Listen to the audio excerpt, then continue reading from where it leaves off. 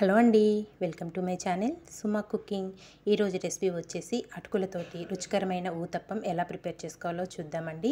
మనము రెగ్యులర్గా తినే టిఫిన్లు తిని బోర్ కొట్టినప్పుడు ఒక్కొక్కసారి మధ్య మధ్యలో ఇలా అటుకులతోని అలాగే సన్నరవ్వతోని చక్కగా ఇలాగా మనము ఊతప్పం అనేది ప్రిపేర్ చేసుకుంటే పిల్లలు ఏంటండి పెద్దవాళ్ళు కూడా చాలా ఇష్టంగా తింటారు.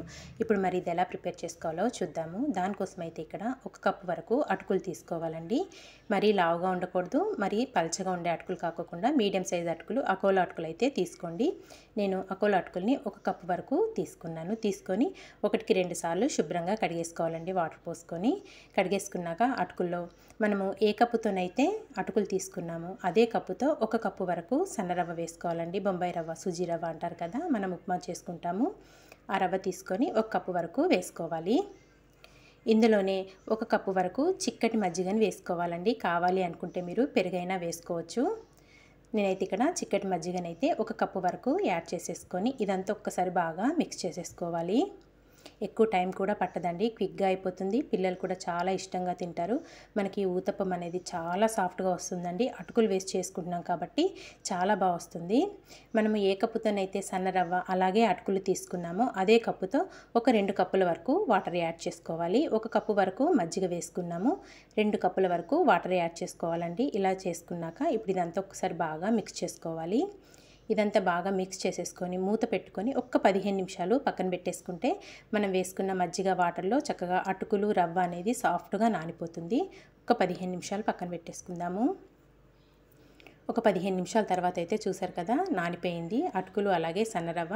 మనం వేసుకున్న వాటరు అలాగే మజ్జిగ పీల్చేసుకున్నాయి కదా. ఇప్పుడు ఇదంతా ఒక్క మిక్సీ జార్లోకి అయితే వేసేసుకుందామండి. ఇలా వేసేసుకొని దీంట్లోనే ఒక మీడియం సైజు ఆలుని పొట్టు తీసేసుకొని చిన్న చిన్న ముక్కలుగా కట్ చేసుకొని వేసుకోవాలి. టేస్ట్ అనేది చాలా బాగుంటుందండి ఆలుని ఇలా వేసుకోవడం వల్ల. మనము చిన్న చిన్న ముక్కలుగా కట్ చేసేసుకొని వేసేసుకోవాలి. ఇంకా వాటర్ మట్టుకు అస్సలు యాడ్ చేయాల్సిన అవసరం లేదండి, కరెక్ట్గా సరిపోతాయి. మనం వేసుకున్న మజ్జిగ అలాగే 2 కప్పుల వాటర్ అయితే కరెక్ట్గా సరిపోతాయి. మీ క్వాంటిటీ కొంచెం ఎక్కువ తీసుకుంటే అటుకులు రవ్వ అనేది ఆలు అయితే ఇంకొకటి వేసుకోవాలండి. ఇక్కడ నేను తీసుకున్న దానికి ఒక ఆలు అయితే సరిపోతుంది. ఇలా ముక్కలుగా కట్ చేసుకొని మెత్తగా గ్రైండ్ చేసుకోవాలి. చూసారు కదా, ఇక్కడ నేనైతే చక్కగా సాఫ్ట్గా మెత్తగా గ్రైండ్ చేసుకున్నానండి. ఆలు ముక్కలు కూడా నలిగిపోయే విధంగా గ్రైండ్ చేసుకోవాలి. ఇలా గ్రైండ్ చేసుకున్నదంతా ఇప్పుడు ఒక బౌల్లోకి అయితే తీసేసుకుందాము. ఇప్పుడు దీంట్లో సన్నగా తురుముకున్న క్యారెట్ అండి, ఒక 2 క్యారెట్లని సన్నగా తురిమేసుకున్నాను.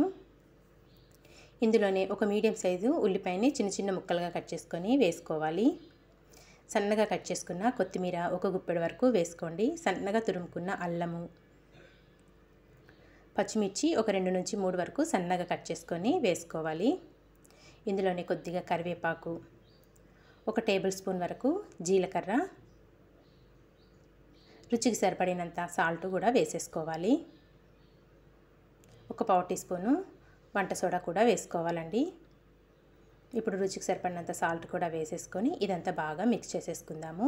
మనం వేసుకున్న క్యారెట్, పచ్చిమిర్చి, కొత్తిమీర ఇవన్నీ చక్కగా పిండిలో కలిసే విధంగా బాగా మిక్స్ చేసేసుకోవాలి. నిజంగా మనకి ఊతప్పం అనేది చాలా సాఫ్ట్గా వస్తుందండి.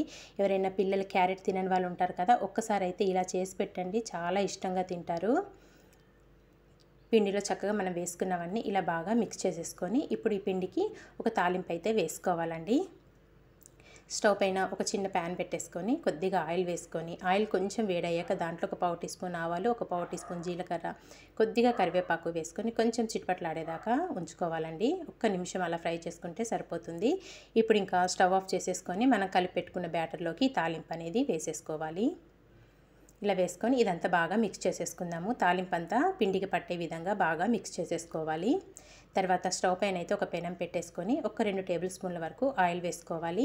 కావాలి అనుకుంటే నెయ్యితోనన్నా కాల్చుకుంటే చాలా బాగుంటాయండి ఊతప్పం అనేది. ఇక్కడ నేను ఒక 2 టేబుల్ స్పూన్ల వరకు ఆయిల్ వేసుకున్నాక ఆయిల్ కొంచెం వేడయ్యాక ఒక 2 గరిటెల వరకు మనం కలిపి పెట్టుకున్న పిండిని అయితే వేసేసుకొని ఎక్కువగా స్ప్రెడ్ చేయొద్దండి. నేను వీడియోలో చూపిస్తున్న విధంగా ఇలా స్ప్రెడ్ చేసుకొని మూత పెట్టుకొని చిన్న మంట మీద కుక్ చేసుకోవాలి. ఒక పక్క అయితే చక్కగా కుక్ అయిపోయిందండి. ఇప్పుడు స్లోగా దీన్ని రిటర్న్ చేసేసుకుందాము. మనకింట్లో దోసల పిండి ఇడ్లీ పిండి లేనప్పుడు ఎవరైనా గెస్ట్లు వచ్చినప్పుడు అనుకోకుండా టిఫిన్కి ఏమీ లేనప్పుడు ఒక్కసారి అయితే ఇలా అటుకులు సన్న రవ్వతోనైతే ఊతప్పం అనేది ప్రిపేర్ చేయండి. చాలా అంటే చాలా టేస్టీగా ఉంటుంది, క్విక్గా కూడా అయిపోతుంది. మనకి ఒక పక్క అయితే చక్కగా కాలిపోయింది కదా, రెండో పక్క కూడా చక్కగా మంచి రంగు వచ్చేదాకా ఫ్రై చేసుకొని ఒక ప్లేట్లోకి అయితే తీసేసుకోవాలండి. ఇక్కడ నేను ఇంకో ఊతప్పం కూడా వేసుకున్నాను. ఇది కూడా చక్కగా రెండు వైపులా ఫ్రై అయిపోయింది. ఇప్పుడు దీన్ని కూడా సర్వింగ్ ప్లేట్లోకి అయితే తీసేసుకుంటున్నాను. చూసారు కదా, ఇంతే అండి, చాలా సింపుల్గా అటుకులు సన్న రవ్వతోనైతే ఊతప్పం అనేది ప్రిపేర్ చేసుకున్నాం కదా. మరి మీకు కూడా నచ్చిందా? మరి ఇంకెందుకు ఆలస్యం, నచ్చితే మీరు కూడా తప్పకుండా ట్రై చేసి మీకు ఎలా వచ్చిందో ఒక చిన్న కామెంట్ అయితే చేసేయండి. ఈరోజు నేను ఈ ఊతప్పంలోకి పల్లీలు అలాగే కొబ్బరి చట్నీతోనైతే సర్వ్ చేశాను. ఈ కాంబినేషన్ అనేది చాలా బాగుంటుందండి. చూసారు కదా, మనకు ఊతప్పం అనేది ఎంత సాఫ్ట్గా వచ్చిందో, వేడి వేడిగా ఉంది, కాలిపోతుందండి. ఇలా వేడి వేడిగా సర్వ్ చేసుకొని పచ్చడి మీకు నచ్చిన చట్నీతో సర్వ్ చేసుకొని తినండి, ఎక్సలెంట్గా ఉంటుంది. మరి ఇంకెందుకు ఆలస్యం, తప్పకుండా ట్రై చేశాక మీకు ఎలా వచ్చిందో కామెంట్ చేసేయండి. ఇలాంటి మంచి మంచి వీడియోస్ కోసం అయితే మన నా ఛానల్ వెంటనే సబ్స్క్రైబ్ చేసుకోండి ఫ్రెండ్స్. వీడియో నచ్చింది అంటే కనుక మీ ఫ్రెండ్స్కి రిలేటివ్స్కి కూడా షేర్ చేసేయండి. థ్యాంక్ యూ ఫర్ వాచింగ్ అండి. Bye bye.